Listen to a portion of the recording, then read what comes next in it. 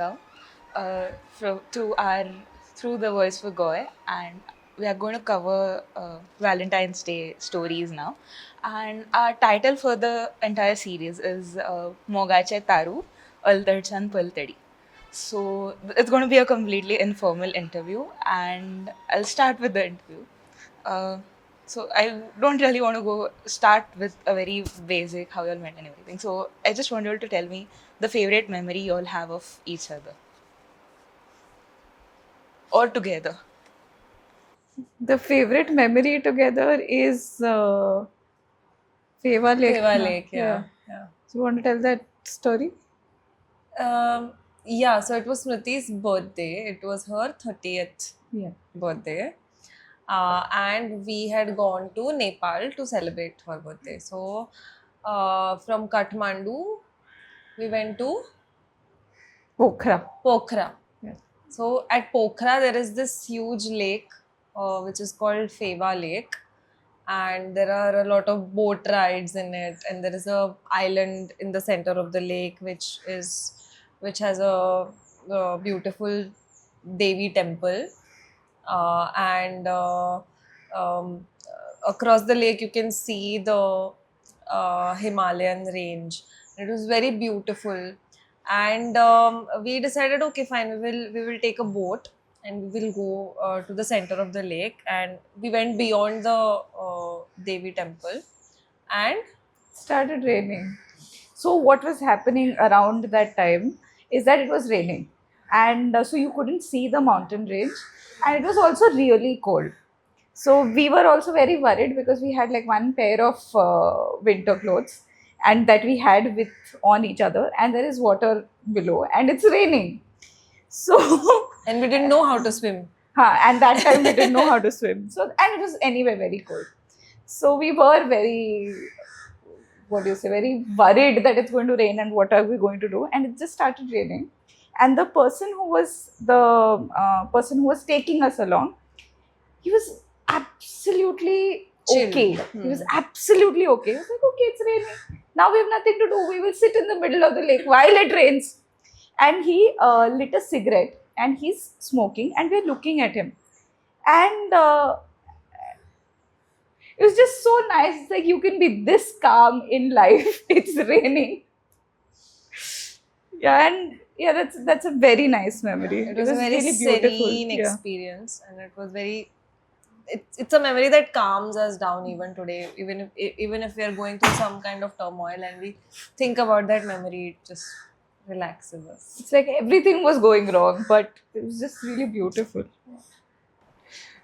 That's a really nice memory. So now back to the questions: is that how did your story start? How did your love story start? Okay, so it's fairly basic. We met on a dating site, and I had gone to a tarot card reader who said that July, in the month of July, you're going to meet a new person in your life. And she said, so if since you have to meet a new person, you have to also put yourself out there. And I did the easiest thing, which is join a dating site. And Antara wrote to me, and we started talking about books that we like and things that we enjoy, common things that we enjoy actually. And 3 days into the conversation, I was in love with her. And I was in love with her too. And I said that to her, and then I took it back because it's really not cool to say you're in love with someone that you haven't even met. Yeah, that you haven't even met. So yeah, we met about 2 weeks after we started talking, after the first I love you, and we celebrate our anniversary as the day that we spoke to each other. Yeah.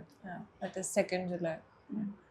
It's almost 9.5 years. Yeah, we'll turn 10 this year. Yeah. Congratulations. Thank you. So, what does love or relationships, for that matter, what does that mean to you? Both. So many Do you all things. have a definition for it? No, we don't have a definition as such, but there are there are a few things that are we think are important. Uh, so commitment, trust, care for each other. What else? So I don't know. I mean, I really don't know how to answer this question. But we were talking today, and we're little, like, you know how things get a little riled up. Like if there's someone about to come and there is a dog, there are cats. It's like things get a little riled up. So I was being slightly annoyed with Antara, and How are you going to tell this? how am I going to tell this? Yes. So, while in words, there can be anger or there can be annoyance, irritation, or whatever negative. Never in actions do they really come. And she's been very, very empathetic. She's been very, very kind. And So have you? yeah, so have I, yes. And I think for me, love would be that. I mean, in words, it can be something, but in action, it's always the best for the other, or you know, you care about the other, right? Yeah. You want them to feel better. You want them to feel okay. You want them to get what they want. Yeah, you don't want to reserve anything from them. Yeah. That is the. You want them to get what they want. So, moving on to the next is there something, some habit, something that you have changed in yourself just because the other person likes it, or the No, I don't think so. I have changed my whole personality. I am a altogether different person. Yeah, and I let her raise me. So Yeah, like she's the one who raised me. Yeah, we've been together for 10 years. She celebrated her 21st birthday with me. So that was before her prefrontal cortex was developed. So yeah, Yeah. I trained her to be what I want my partner to be. Okay, no. But to answer your question, if we have changed and if I have changed anything about myself, I was not into pets. Like I would, I'm brought up in a city where you don't really have pets at home or cats or anything. So I've like really learned to change that, and I love it. You love it. now because you said this, has having pets made your bond with each other stronger, or like got Weaker for sure. because They come in between. they come in between. But no, jokes apart, much stronger, much stronger. They made us parents. Yeah. So moving on, how did you all tell your parents about LGBTQI, or even about your relationship for that matter, and how did they react to it, or did you have to convince them? You first, me first. I'll go first. Okay. So I came out to my mother first. I think when I was in 12th. She was really shaken at that point in time, but slowly she came on board. Going to a mental health professional helps, so that really helped us. And my father, I think it took him longer to get on board, but the thing is exposure and education. These are the two things that you require to uh, get on board with something that you've not seen around before. So as and when he would get a chance to see a film or read a book or see an TV interview about queer rights, or people who are queer would come for these interviews, or queer films he would get to see. So then slowly I think he developed an understanding of uh, the world beyond heteronormativity. And when Smriti came into my life, he really got to know her and really spent time with her. So then he realized that a relationship is not like just between two different genders or between two straight people. So then he really got on board with that after meeting her. Yeah. With my parents, it's been quite hard, in the sense that they would rather not accept that I am gay than, I mean, they don't fight, or it's like it's nothing, but they would also want it to not be there. So there is a lot of erasure there in that way. They're nice to Antara, but they would treat her like a friend. And how did I convince them to be that way? I really just kept telling them that, she's here and she's going to be here. And yeah. Moving on, as a queer couple right now, which is not like a usually the society doesn't look at queer couples as their definition of normal, maybe. But are there any challenges that you still continue to face as a queer couple? Um, I want to answer this. Oh, so many. And since we were talking about how did we speak to our parents and things like that. So, very recently, one of my cousins got married. Antara was not invited.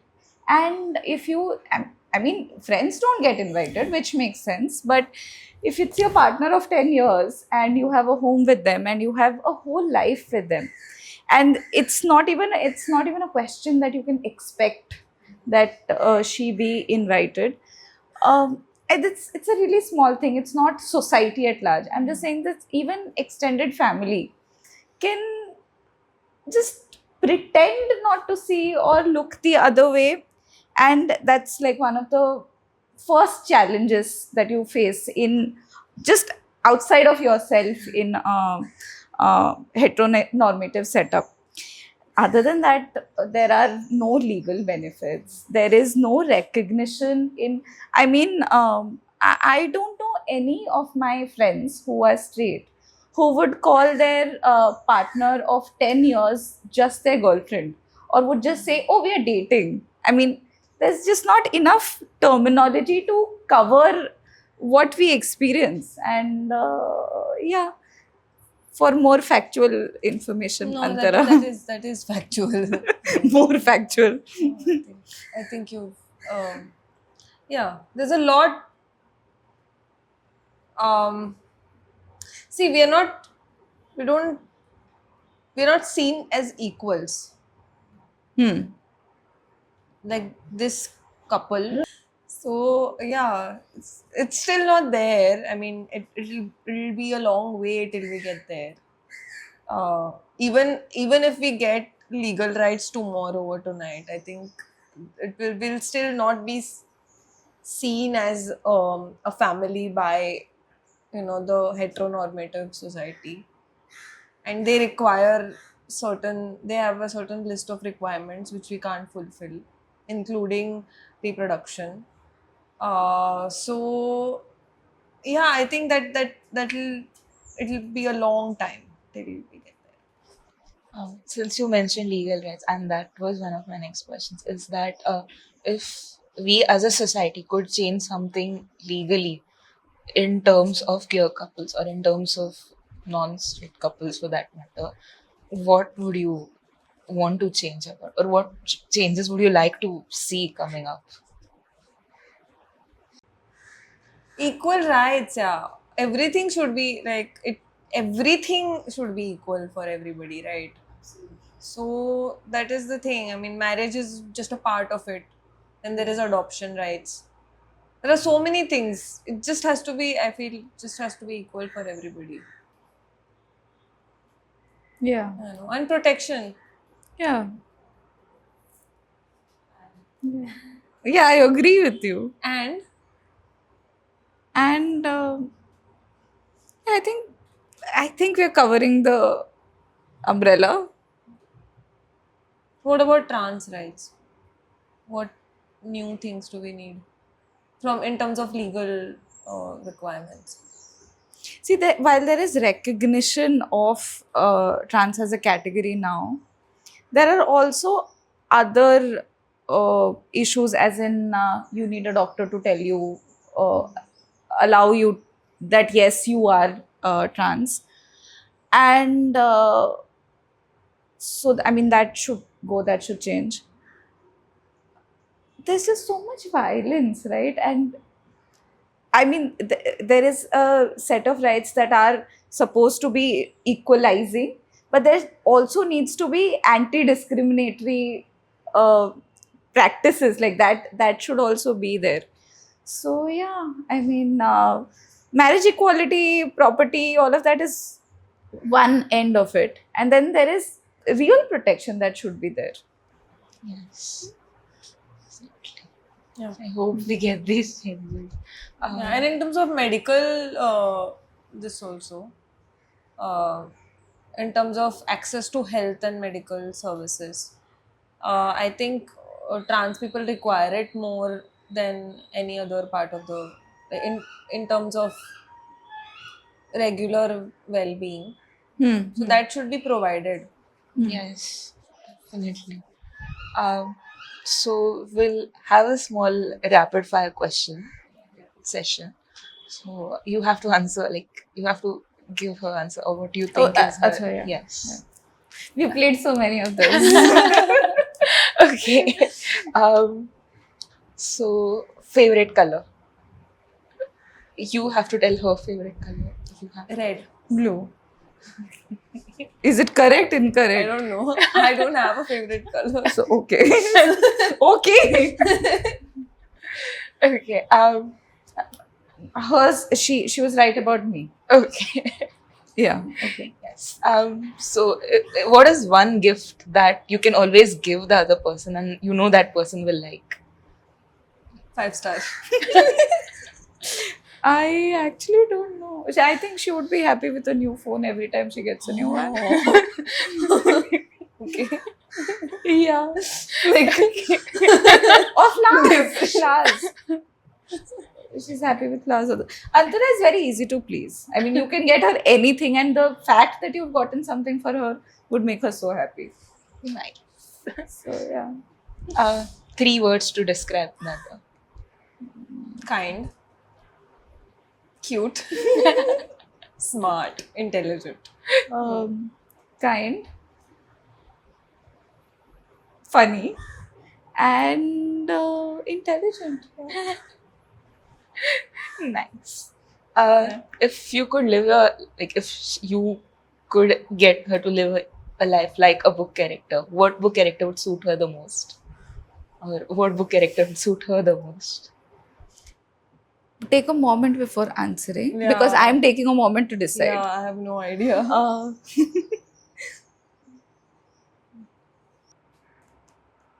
Shit. There's so many. Would you like to be? I'm going to go really cheesy about this.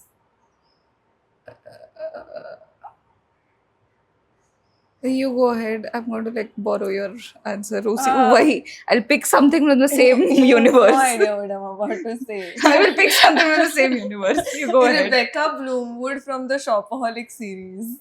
Why would you do that? So if that is who I am, then Rebecca Bloomwood married this really fancy man whose name I've forgotten. So you could be that. Okay. I mean, he takes all her shit and then he makes her life better and he adores her and loves her. There's no I adore Rebecca Bloomwood. Yeah, that's what. So you be her partner, no? It's a man. Okay. Well.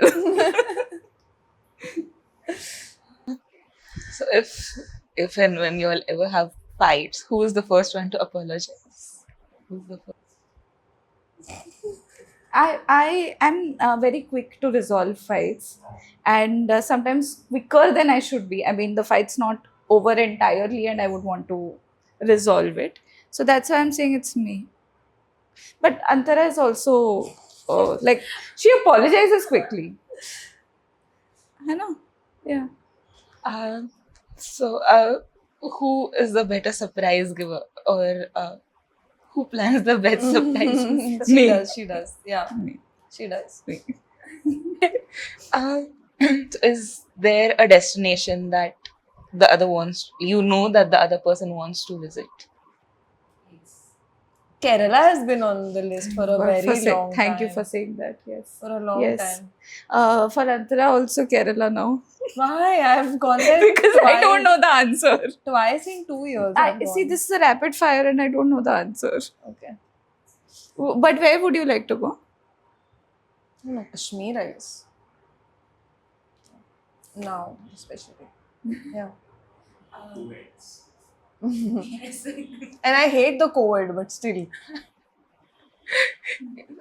So that is the end. And for the rapid fire, okay, there are a few more questions that I would like to ask. Yes, considering you have published a lot of interesting papers, is there one paper or one topic of hers that you really liked, or you, if you have read, I mean, I'm pretty sure you must have gone. Yeah, so right now, Yeah. currently, she's already written a paper which is going to present for the conference at BITS Pilani, Goa, Yeah. which is about Navayana Buddhism and queer theory, which is like which proposes a lot of ideas about how queer theory can benefit from something that is similar to Navayana Buddhism, and how Navayana Buddhism changed lives of a lot of communities in India, which something equivalent can happen in terms of the queer community, which is a very interesting paper, and I will not reveal much. Yes, That's okay. Which is yet to yes, present it. Yes, But it's very, very interesting. that is I a really really love it. interesting topic. So now, in this case, since even you have published papers and you have written so many plays and played characters, some a character or a play that of hers that you really liked, So or there are even just so papers. many. There's just so many, and I think for me, what she's written for me would be my favorite. Like the kind of poems that she's written for me, the things that she writes for me would be my favorite. But from the public domain, if I have to pick, then it would be Agyat Katha, and Agyat Katha is again a play that is a alternate sort of reading of what might have happened or what was happening with Arjun as he was playing Brihanala. And so when Arjun comes in terms with his transness, with his femininity, so and she explores that so well with bits of ecofeminism, with a lot of. She writes really well. Thank you. And since we are talking about not just papers, she's written a book for me.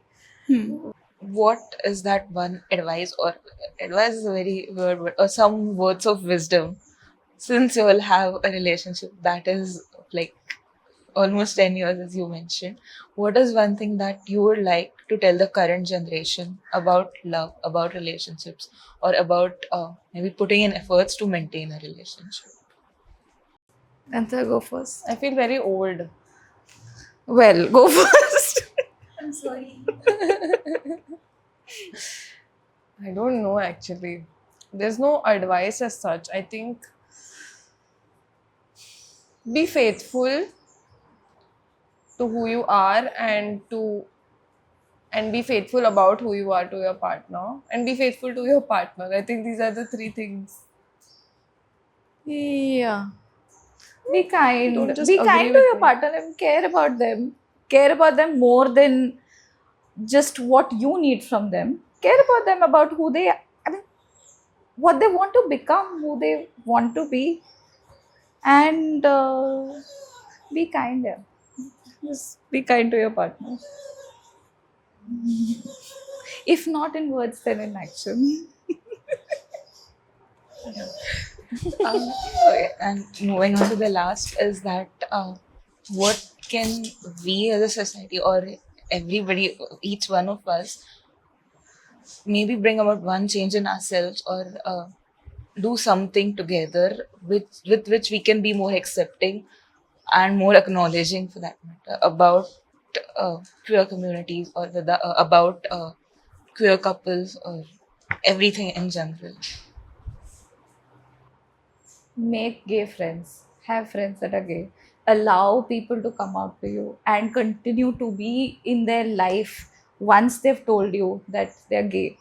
Don't make up weird, unsafe jokes. And also, don't think so. These have become three things now. Also, don't think that every gay person that you speak to uh, is hitting on you. I mean, yeah, I'm just Yeah. You don't segregate. I mean, it's all this segregation is the reason why we feel discriminated against, and that is the reason why we don't feel like coming out to people.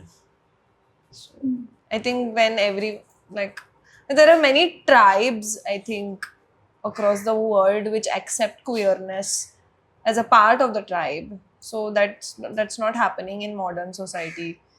I think that is what needs to happen. Yeah, have gay friends. yeah. And as like parting words, is there something that you would want to tell the future Antara, or you would want to tell the future Smriti?